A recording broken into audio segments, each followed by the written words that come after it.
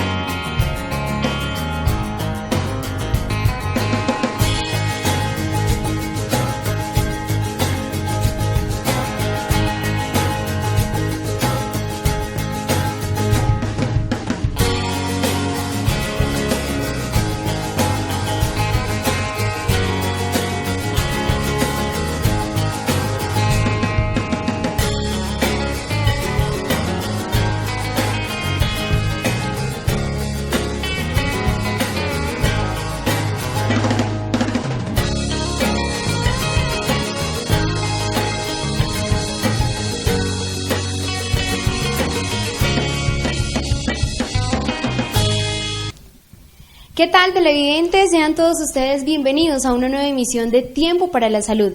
Un agradecimiento muy especial a todos ustedes por conectarse con este espacio en donde hablaremos acerca de las diferentes enfermedades del cuerpo.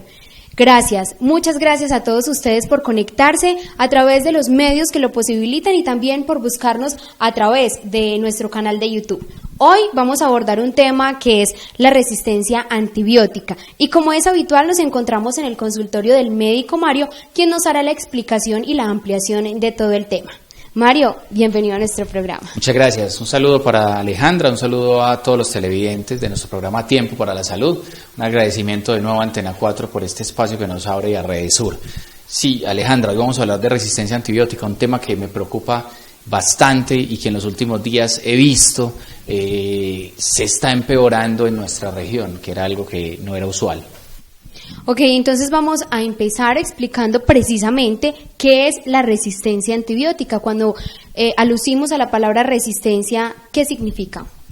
Muy bien, lo primero es entender que los antibióticos son las sustancias con las cuales pensamos destruir esos microorganismos que ingresan a nuestro cuerpo o se alteran en nuestro cuerpo y empiezan a generar un daño, una infección básicamente. Y se le ha dado este nombre, aunque debería ser contra todos los microorganismos, solo aquellos que se encargan de destruir las bacterias. Los de los hongos, los parásitos y los virus se llaman antivirales, antiparasitarios o antifúngicos, pero básicamente vamos a hablar de los antibióticos porque hoy estas bacterias que son negativas para nuestro cuerpo nos están empezando a ganar la pelea. ¿Cómo nos la están ganando? Se están volviendo resistentes a los antibióticos. ¿Qué resistencia es? Doy el antibiótico indicado para destruir esa bacteria y esa bacteria no se muere. ¿Por qué? Porque aprendió.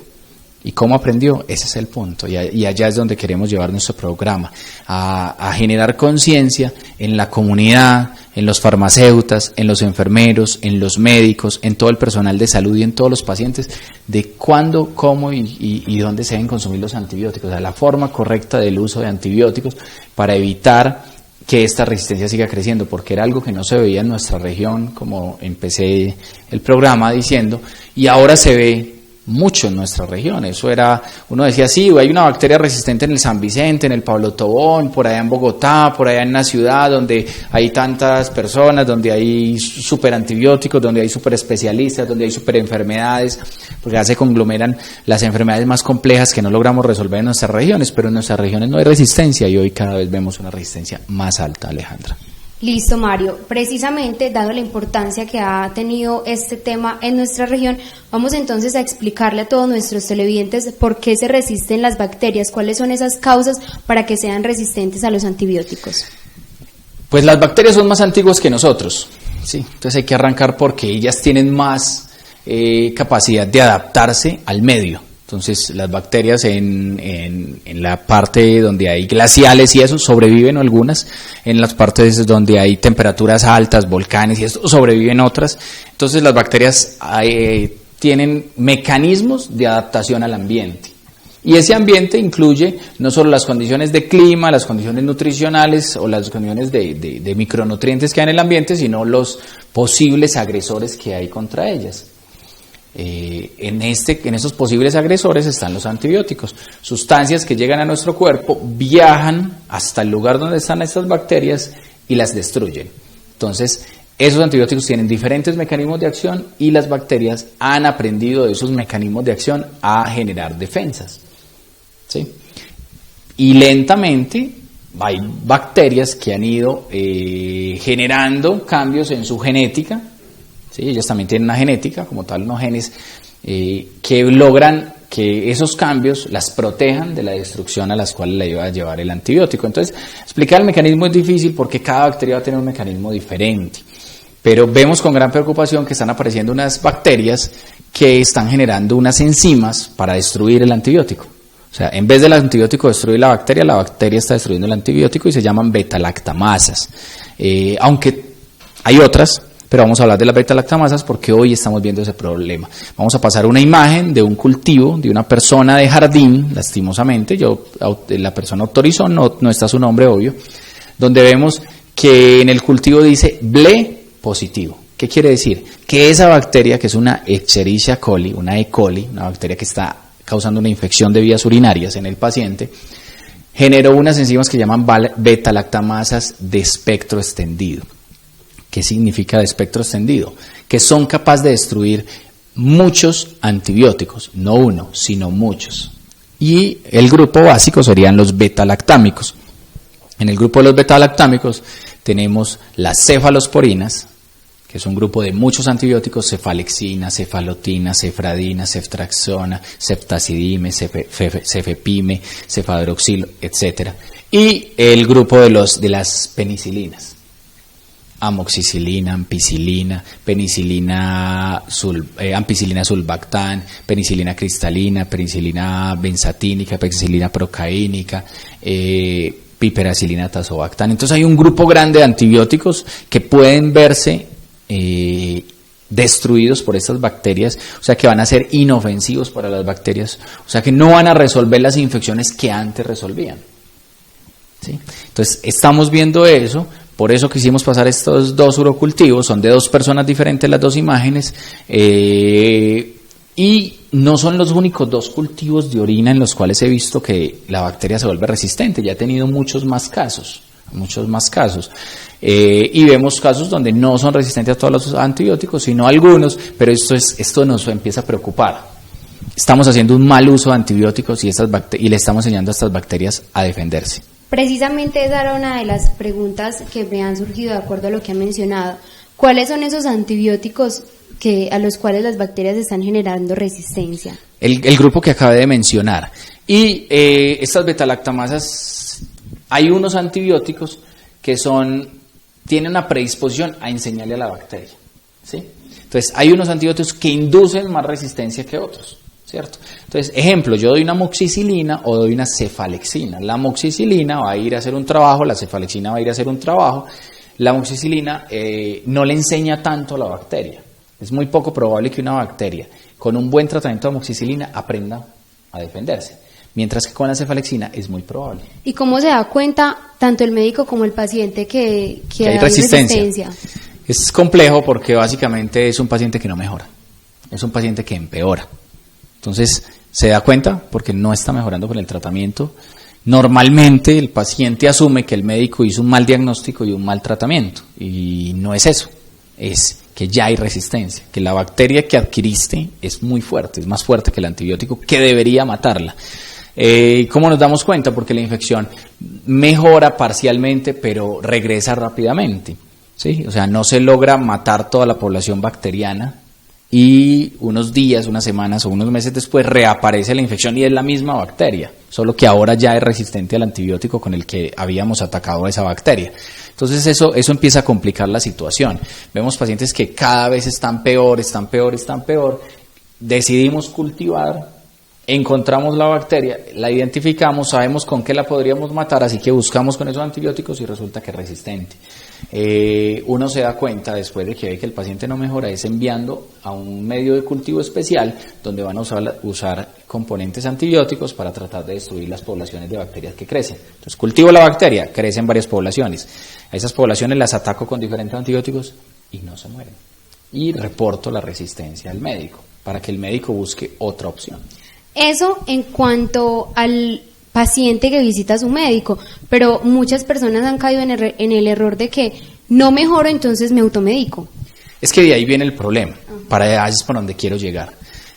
¿Por qué se generaron estas resistencias? Entonces, estas resistencias se generaron porque hemos usado muchos antibióticos, primero, ¿sí?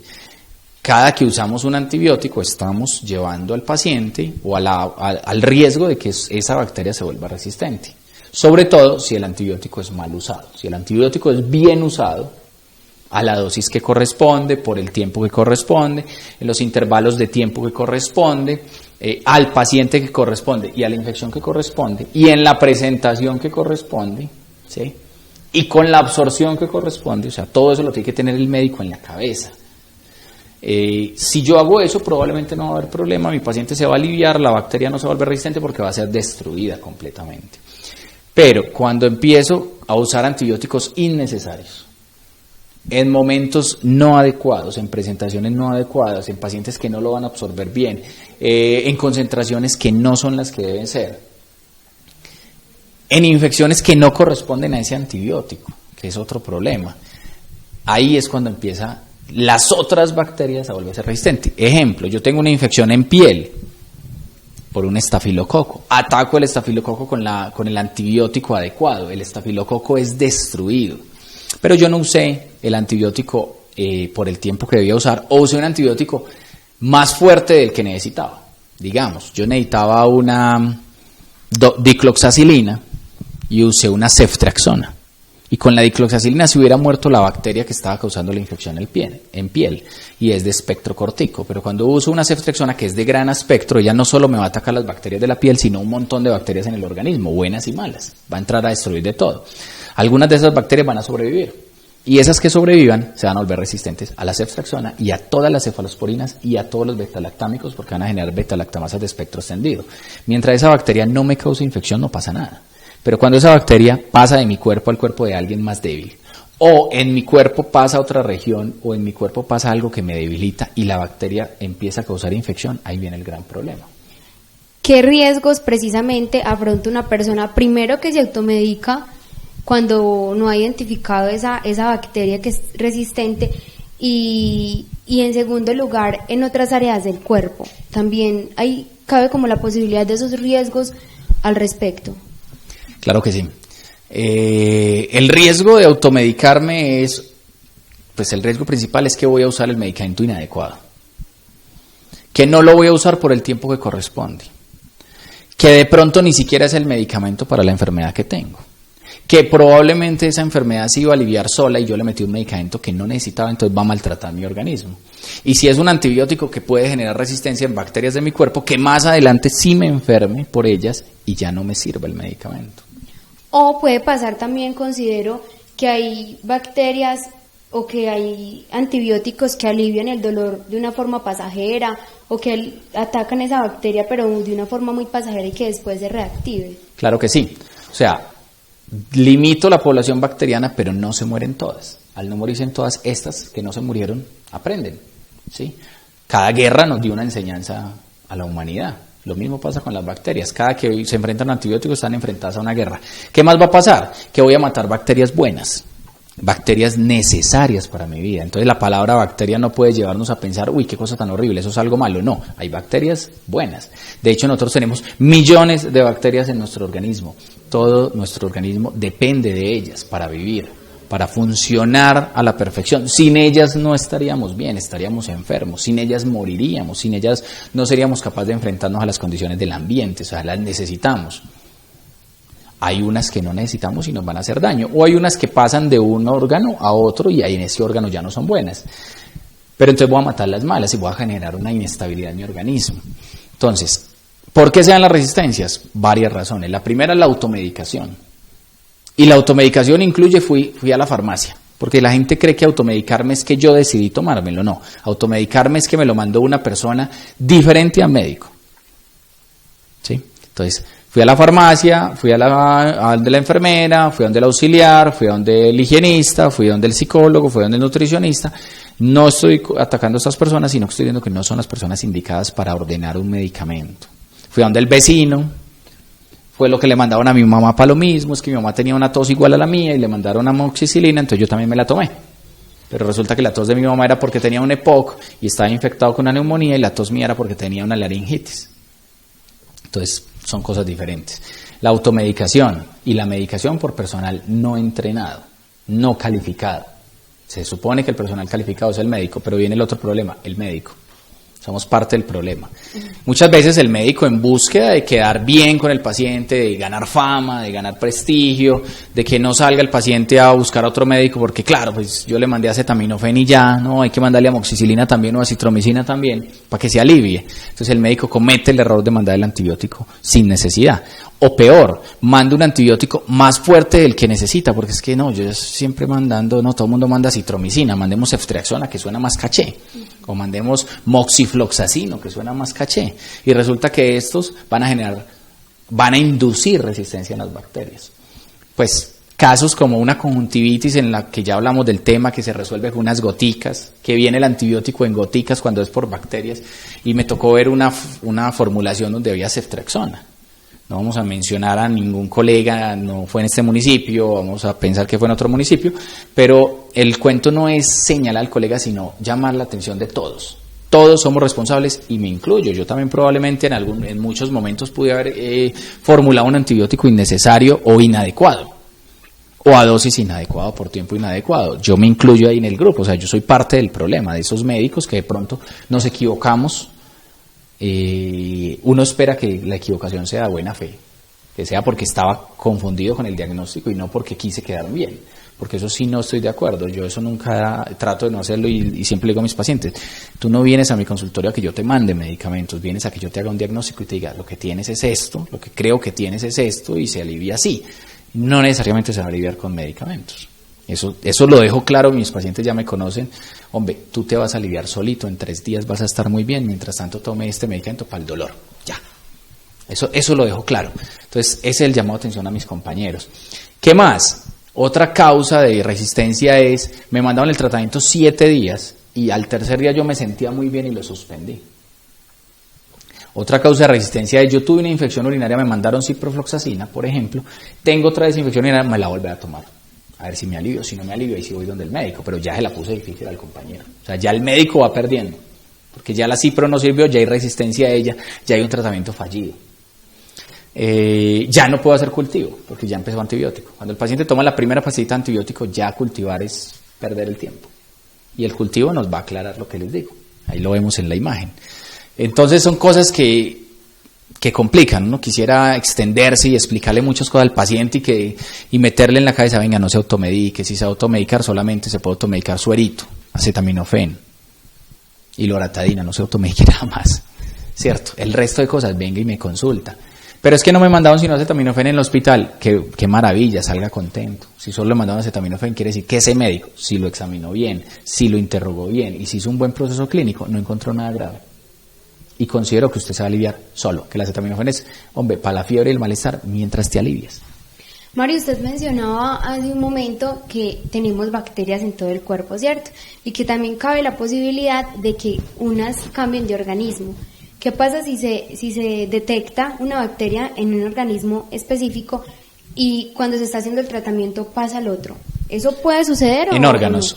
En Sí, órganos. Claro, la bacteria puede viajar a través de la sangre, yo mismo la puedo transportar. Por ejemplo, las personas que van al baño, se limpian y con las manos contaminadas de popó se tocan el rostro, por ejemplo, o van y comen, o se tocan los ojos, están transportando una bacteria intestinal, que en el intestino es una belleza, una bendición, a los ojos. Tenemos una conjuntivitis, tenemos una infección en los ojos grave por una bacteria que era normal en mi organismo, pero no ahí. Las infecciones urinarias en las mujeres. Es muy común que haya contaminación fecal a la vulva y que la bacteria ascienda. De hecho, la mayoría de las bacterias que causan infección urinaria son del órgano del intestino, o sea, de la vía digestiva. O en algunos casos se ve mucho eso. Bacterias que viajan al pulmón y no deberían ser de pulmón. Entonces, esto es lo que se ve. Por ejemplo, la infección de la piel, lo que la gente llama un nacido, lo causa normalmente un estafilococo que vive en algunas partes de nuestro cuerpo, en la nariz, en las axilas. La gente dice que es una infección de la sangre, no lo es, no es la sangre mala para nada. Pero esa bacteria encuentra por dónde viajar y hace siembras en las válvulas cardíacas. Por ejemplo, el streptococo. Y va a causar lo que llamamos la fiebre reumática, daña las válvulas cardíacas y hay que operar al paciente de corazón abierto para cambiarle las válvulas. O la bacteria que causa la amigdalitis. Pues mientras sea una amigdalitis, tú la matas con penicilina, pero de pronto encontró por dónde viajar y viaja a riñón. Y causa una glomerulonefritis, que es gravísimo, ¿cierto? Entonces son cosas que es mejor dejárselas al médico. Si de pronto el médico considera que no tiene las herramientas, pues va a considerar pasarlo a otro compañero, un colega del mismo nivel, sea otro médico general o a un superior que sería un especialista, ¿sí? Y eso yo trato de mantener como, yo siempre digo a mi paciente, yo con usted tengo 4 planes. El A es el que vamos a implementar ya. El B es el que vamos a implementar según como llegue su examen, si le pedí examen o como venga usted a la revisión, que es mejorar ese primer tratamiento. El C, que es definitivamente cambiar ese diagnóstico porque considere que me equivoqué y encuentro ahora nuevas cosas. Y el D es váyase con el especialista que aquí no estuvo la solución. ¿Con qué frecuencia el paciente debe visitar al médico en este caso? Yo tengo una infección, cualquier tipo de infección que tenga el paciente, uno tiene un tiempo. Digamos, vamos a poner el ejemplo más común, la amigdalitis. Uno sabe que una amigdalitis en 3 días se ha solucionado con una penicilina benzatínica dosis única, una inyección, o con acitromicina por 72 horas. A veces nos extendemos hasta 5 días por este cuento de las resistencias, o a veces nos vamos a 6. ¿Qué espera uno? Que pasadas 72 horas el paciente ya no tiene dolor, ya no tiene fiebre, ya no tiene malestar. Los síntomas principales desaparecieron. Eso me da tranquilidad a mí. ¿Qué hago yo con mi paciente? En 72 horas, si no notas mejoría, vienes. O si quieres venir, ven. Porque cabe la posibilidad de que se reactive nuevamente esa bacteria. Pues claro que sí. Entonces, uno evalúa el antibiótico entre 48 y 72 horas después de iniciado. No al otro día. A veces el paciente se desespera, se toma la primera pastilla y al otro día viene al consultorio, doctor, no me ha aliviado. Claro, hermano, no te vas a aliviar todavía, no es el tiempo. Para eso son las otras pastillitas, el acetaminofén, el ibuprofeno, como lo quiera llamar, porque eso le ponemos marcas y suena bonito, pero es lo mismo. El acetaminofén, la loratadina, la cetiricina, el ibuprofeno, son para calmar los síntomas mientras ese antibiótico, en este caso que considere que hay una infección bacteriana, actúa, ¿cierto? Tengo una neumonía, es normal que los primeros 3 días te sientas mal. Al 5º día vas a estar muy bien, al 7º día vas a estar mejor, al 10º día ya no tienes por qué tener neumonía. A los 15 días ya tu cuerpo se siente fuerte otra vez, porque ya terminó la neumonía hace rato y ya me estoy recuperando, ¿cierto? Entonces eso es lo que evalúa el médico. Normalmente, si son menores de 5 años, mujeres embarazadas o adultos mayores, hay que citarlos cada 2 a 3 días. Inclusive en los niños menores de 1 año, todos los días. Y muchas veces le digo a la mamá, me lo va a traer todos los días. Yo miro todos los días a ese niño. Hemos hablado mucho acerca del tratamiento que se debe tener en cuenta al momento de detectar o que el médico detecte una bacteria. Pero ¿qué recomendaciones también se deben tener en cuenta para, digamos, prevenir o actuar durante el reconocimiento de esas bacterias? Mientras identificamos cuál es, pues normalmente los médicos tenemos en la cabeza un grupo de bacterias para cada enfermedad. A veces se nos sale de las manos y pasa estos casos de resistencia, entonces uno le dice al paciente, bueno, vamos a hacer tienes una infección urinaria, te han dado muchas, es muy frecuente para ti, vamos a hacer un cultivo. Tomamos el cultivo y ese día empezamos antibiótico después de tomada la muestra.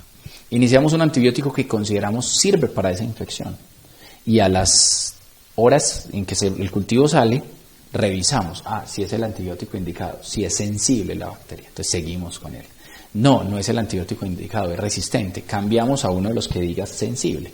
Y si todos los que tengo yo en jardín son resistentes, pues me toca decirle al paciente, vaya para Medellín, donde un especialista bien juicioso, que allá le van a hacer otro tratamiento y otras opciones y van a evaluar otras posibilidades. Eso es lo primero. El paciente en ese tiempo, ¿qué debe hacer? Hacer caso a las indicaciones y tomarse el medicamento bien. alimentarse bien, tomar la cantidad de líquidos adecuadas, tener las precauciones que se le consideren según la enfermedad. Hombre, que no se moje el oído, que lo cubra si era una otitis, que tengo una amigdalitis y la berraca, pues no salgas al viento, no salgas al clima difícil, cúbrete la boca del aire frío, esté pendiente de estas alarmas, ¿cierto? Esas son las cosas que debe seguir el paciente. El médico elegir el antibiótico que sirva para esa infección de menos espectro, o sea, el menos amplio. Si hay posibilidad de elegir uno que mate solo a esa bacteria, ojalá sea así. Eso es lo ideal. O sea, no elija uno que mate a esa y a otras 10, sino uno que mate a esa y ya. Eso sería lo ideal, desde que sea sensible, ¿cierto? Eso es lo que Y lo otro, el médico tiene que saber, allá no llega ese antibiótico. Hace poco me encontré con una infección en la piel y el paciente tomando acitromicina. Y la acitromicina pues normalmente es muy buena para infecciones respiratorias, pero no es tanto para las infecciones de la piel. ¿Quién te la mandó? No, yo fui a la farmacia. Listo, y pese al inconveniente con el servicio de energía que acabamos de tener, seguimos en Tiempo para la Salud. Y para terminar con nuestro programa de hoy, Mario, ¿qué recomendaciones se les pueden dar a las personas? Ya lo habías mencionado, no automedicarse. Pero si la persona se automedica y no siente mejoría en su cuerpo, también generemos como un sistema de prevención a través de este medio para que no se alarmen y no digan, tengo una bacteria en mi cuerpo y es resistente. Bueno, lo primero es entender que las bacterias no causan sino el 2% de las infecciones de nuestro organismo, ¿sí? Que es grave tener una resistencia, pero no son tan comunes las infecciones bacterianas. De cada 10 amigdalitis, 9 o las 10 van a ser probablemente de origen viral y se van a solucionar solas. Entonces, normalmente, ante cualquier síntoma de enfermedad, el paciente debe estar alerta para consultar a su médico en las primeras 48 horas. 24 o 48 horas, depende de los síntomas.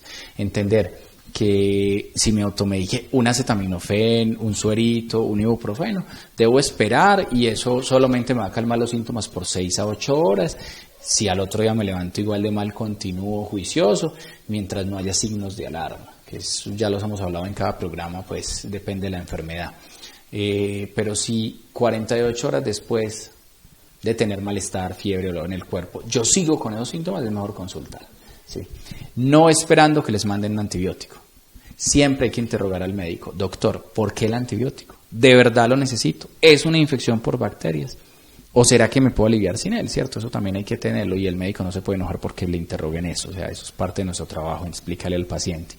Entonces, no es generar temor de que todos vamos a correr a obtener una infección resistente, sino que usemos bien los antibióticos. Ese es el fin, ese es el fin. Son muy pocas las infecciones que se presentan por bacterias en realidad. Pues a mí me han dado 1000 gripas y de las 1000 ninguna ha sido bacteriana porque las gripas son virales, ¿cierto? Las diarreas en su mayoría son virales. Entonces no es general el temor de que toda enfermedad es una bacteria. No, eso no es verdad. Por eso precisamente estamos diciendo, no tomemos tanto antibiótico, no hay necesidad. Ese es el llamado.